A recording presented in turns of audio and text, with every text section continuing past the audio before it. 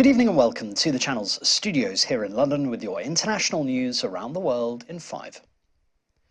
Survivors of the huge earthquake in Turkey and Syria that has claimed at least 35,000 lives are miraculously still being pulled from the rubble.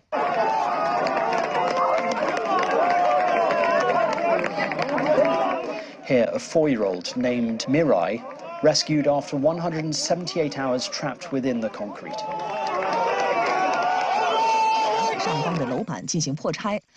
And here, a China-led team in Antakya, freeing a man who was trapped for over 150 hours in a collapsed residential building.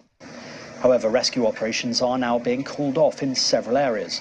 Survivors near the Turkish epicenter here, camping outside collapsed buildings to receive the bodies of their relatives. Drone footage showed massive cracks on a highway in Kahramanmaraş.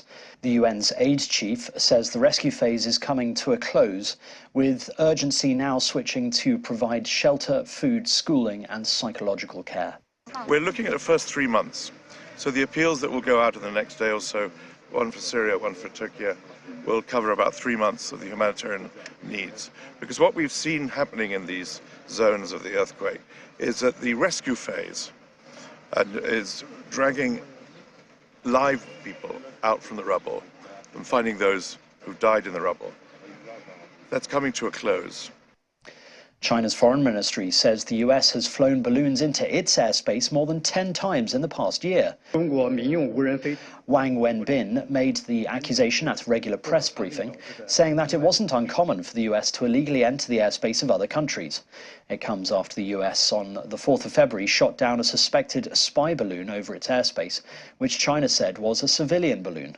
Relations between the two countries have since deteriorated. In recent days, the US says it has also shot down a number of other devices. Cambodia's leader Hun Sen has shut down one of the country's last independent media outlets just months before the country's election. Hun Sen said a Facebook post on Sunday that VOD, or the Voice of Democracy, had published a story last week that hurt his government's reputation. He has refused to accept the group's apology, cancelling its license on Monday. Advocates say VOD's loss is a major blow to the nation's limited press.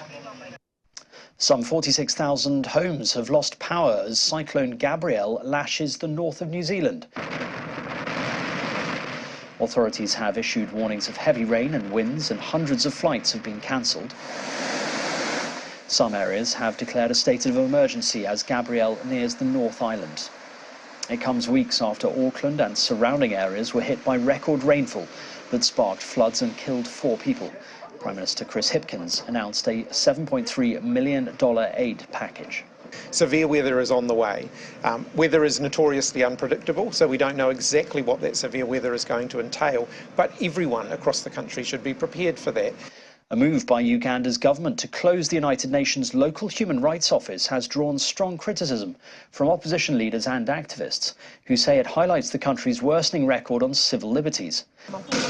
The government told the UN High Commissioner for Human Rights last week that it would not renew the mandate of its office in the East African country, effectively expelling the rights monitors. Critics of the government of President Yoweri Museveni, who has been in power since 1986, say human rights violations continue, with torture, extrajudicial killings, illegal detentions and abductions are all commonplace. And finally, nearly 9,000 people have taken part in the 20th International Winter Swimming Rally in Mielno in northwestern Poland.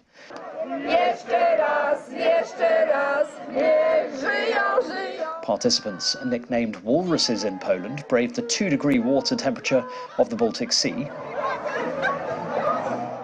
The practice of winter swimming is a long-standing tradition in the country, with people immersing themselves in cold water to improve their health and boost their immunity. The event, which has been organised in Mielno since 2004, was attended by people from several European countries, including Germany, Ireland, Scotland, Slovakia and Hungary. And that's your international news around the world in 5. Now back to the channel's studios in Lagos.